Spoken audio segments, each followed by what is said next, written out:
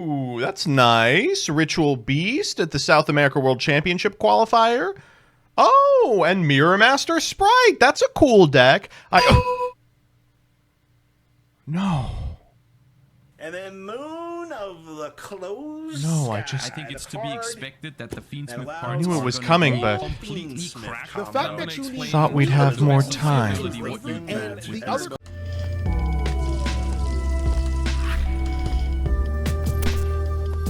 Good afternoon, Jank enthusiasts. I'm MBT, and this is 10-Minute Testing. Well, we're just about through with Terminal Revenge, and at this point, bracing for an Omega-level White Woman event. So let's round things out with the last interesting strategy in the pack. Presenting Infernoid. Take your chances with the Noid. So here's the list. As always, I'll give you a background about the archetype, a little bit of a discussion about what I hope the deck can do, and of course, the card by card. But first, this video is sponsored by Yu-Gi-Oh! Pro Deck. Yu-Gi-Oh! Pro Deck is the #1 place to go if you need a pack simulator, a card database, or want to read a wealth of strategy articles. They also post breakdowns and lists from every major TCG and Master Duel tournament, including the Master Circuit series. Give them a look at www.ygoprodeck.com. With that, let's noodle over Noid. Infernoid is a deck that's been on and off playable about a dozen times during Yu-Gi-Oh's history, and it's not hard to see how. Most of their monsters have an on-field effect and contribute themselves to banish a card from the opponent's graveyard. Historically, their power plays have been using Imagination to get to Tierra, searching Void Vanishment, and ultimately looping their Dark Hole and Heavy Storm until there's nothing left to Dark Hole or Heavy Storm. Unfortunately, a deck whose setup requires uninterrupted mill and whose strength is a grind game doesn't have much chance in a format where everyone's on 18 hand traps and kills you on turn 3. Until now! As the final bosses of the Duel Terminal storyline, the Infernoids got new support in the most recent Battles set. Infernoid Evil is a fusion monster for the ages, Flood is a solemn, and Void Recognition is a card destruction with massive upside. 3 pieces of custom support worked wonders for Ritual Beast, so this'll be similar, right? Well, not quite.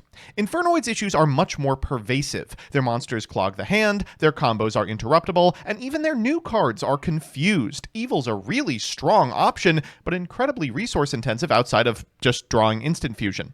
Thankfully, there's a suite of monsters that can both access them and easily abuse their soft once per turn effects. You might have heard of them. They're called Snake Eye. So with that, let's get into the card by card. We'll begin with the Noids. We've got 2 copies of Anonku, which can be special summoned by banishing 3 Infernoids, and when it's special summoned, can destroy all other monsters on the field. It is a spell trap negate, and Deviati, who is literally the exact opposite. These cards are your finishers, but mostly you're going to be sending them off of Decatron to make use of their negation effects. We've got 1 copy of Seistomos, which is generally a pretty good card. It's got the quick effect DD Crow effect, but also can banish a card on the field if it lives past the battle phase. We've got a couple of copies of Sajet and 1 Piatti. The Sajets are really only here because 6 + 1 + 1 is 8, which fulfills the condition on Void Feast. Piatti does have some corner case uses, as does Petrulia and Antra. The star of the show in terms of the Infernoids is Infernoid Decatron, which if normally a special summon can send an Infernoid from your deck to the graveyard, and if you do, this card's level is increased by the level of the sent monster, and if you do that, its name becomes the original name, and the effects of that monster translate onto this one. Now, this is a soft once per turn, and it is a level 1 fire, which means you can search it off of Snake Eye Ash. You can also search Poplar. You can reborn it off of Snake Eye Oak. And if we're playing all the Snake Eyes, we might as well play Snake Eye Diabellstar and Diabellstar the Black Witch, because they can get you to original Sinful Spoils Snake Eye, which also can summon a Decatron from deck. I know it sounds like we're just jamming all the good cards in a deck full of bad cards, and while to some degree we are, there's a pretty significant amount of synergy. 2 cards we haven't yet talked about. Of course, the Aton Del is an OTK enabler. Dogmatica Maximus is our search target off of Nadir Servant and sets up the Infernoids really well by binning cards like Evil and cards like Chimera, the King of Phantom Beasts, which can reborn a fiend that, counts for all of the Infernoids. We're also playing 1 Kurikara as an additional 1-star fire card to search if we already have everything we need. After that, we've got 1 Instant Fusion, 3 Nadir Servant, 1 1-for-1 triple Tactics Talents, a Reasoning, Void Recognition, which can reveal an Infernoid or a Void spell trap in the hand, discard your entire hand, then draw the same number of cards you discarded. Great if you are bricking on these big boys. And then if you control no monsters or only fiends, except the turn this card was sent to the graveyard, it can be banished to target up to 11 banished Infernoid monsters and return them to the graveyard, functionally winning you the game on the spot. 3 Bonfire, 1 OSS, 3 Small World, 1 Called by the Grave, triple Forbidden Droplet, triple Wanted, and then some Noid cards. We have Void Imagination, which used to be really powerful in the deck as a mechanism to make T-Arrow when going second. Rest assured, we are still aiming to do that, but because it's also a mechanism to get Evil turn 1, we occasionally search it over the course of the combo. That said, it's not a fantastic way to do that. So it's just in here as a flex spot for best of all possible worlds hands or going second. We've got 3 copies of Void Vanishment, which is usually going to be searching Void Feast, which allows you to send a Void spell trap from your hand to face a field with the graveyard to special summon 3 Infernoids from your deck whose levels equal 8. Finally, we've got 3 Infip and a Divine Temple of the Snake Eye in the extra.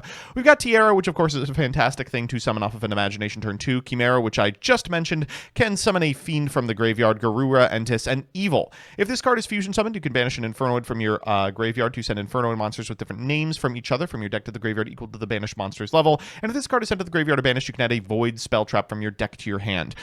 Each effect of those is once per turn. Usually you are going to be proccing that second effect that searches. Frequently you'll get it on your side of the field by way of Proxy F Magician, but unfortunately the combos aren't super linear. They're malleable, so you'll kind of have to go with the flow.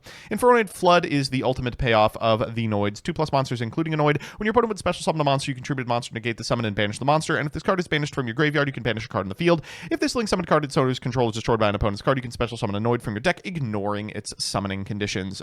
Great sticky monster that also provides a significant amount of interaction with your opponent. And of course, with the Noids, because they all care if you have 8 stars or less on your side of the field, always good to see links be able to cycle those stars really easily. We are playing the Princess into Salman Great Raging Phoenix into Zealantis line because we're on Snake Eyes. We've also got Apollosa, Hita, SP Little Knight, Proxy F Magician, which can fusion summon out an Evil, IP Masquerena, and Relinquished Anima. In the side, we've just got a bunch of stuff. I mean, this is just the sideboard that you've been seeing all format. Get excited to see it a little bit more. So with that, let's jump into the games. Our first match is up against Branded, and Branded. You can see it's all power spells. They haven't opened any non-engine. Let me show you what this deck can accomplish. We're going to begin with a copy of Small World. Always fine to just play cards like this, especially in decks that just have so many cards that rot in your hand. We're going to go Ash into Diabellstar, and this is just a classic Snake Eye line we're going to interrupt in order to pivot to Decatron. We'll go Poplar here in order to get the Divine Temple. Of course, Poplar can search Divine Temple, and Diabellstar can't, so we'll go for the Diabellstar here in order to get OSS. That Poplar is going to trigger, which puts the Poplar in the back row,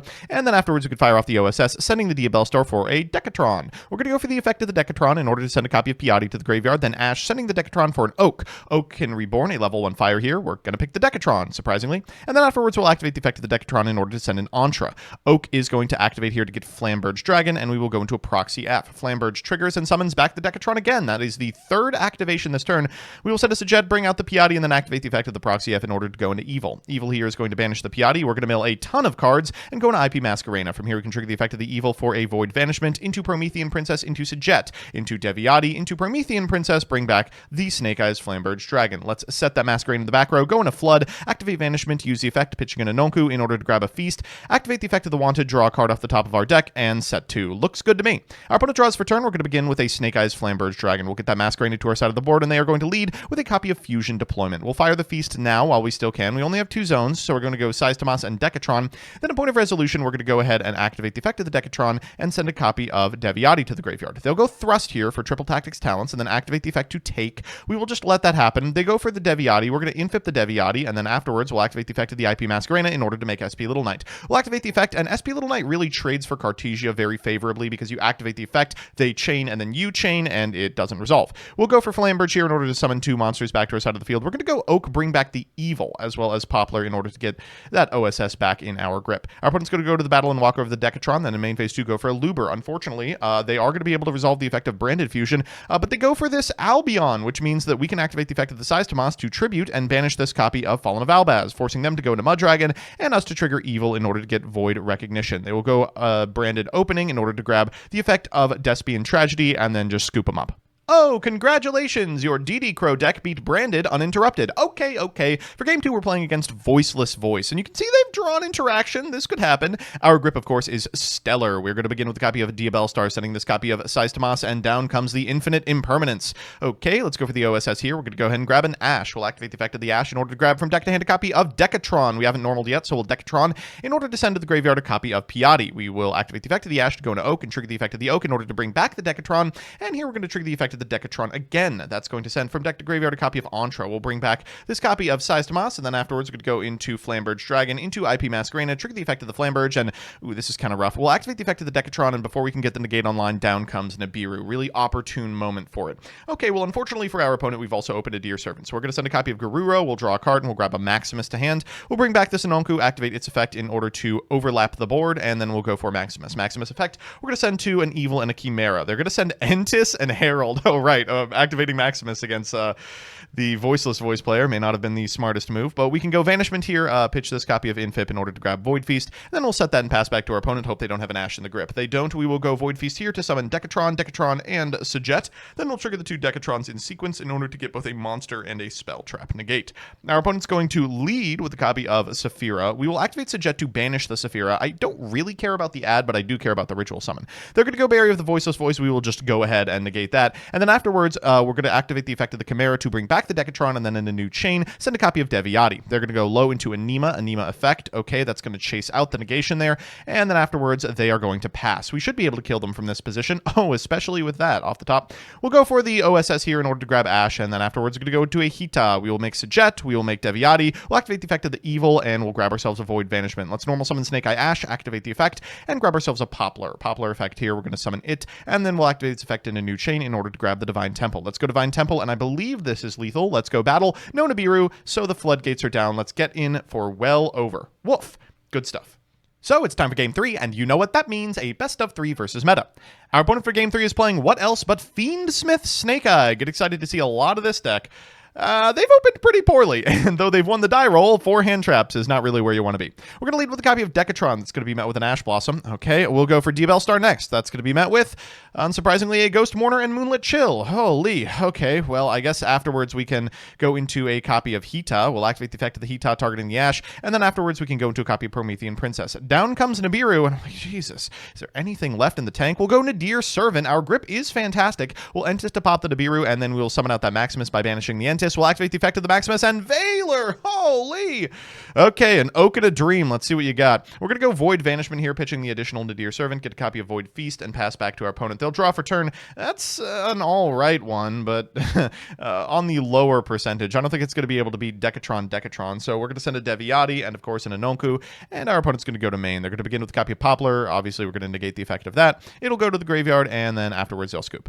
That's the trick to beating Snake Eyes, folks. Just allow them to brick. For Game 2, unfortunately, our opponent has not. They have Bonfire and Wanted and Skill Drain. I don't think we're getting out of this one. We've got no non-engine to speak of. They're going to begin with, unsurprisingly, a copy of Diabellstar, pitching the Skill Drain. That's a lot of faith.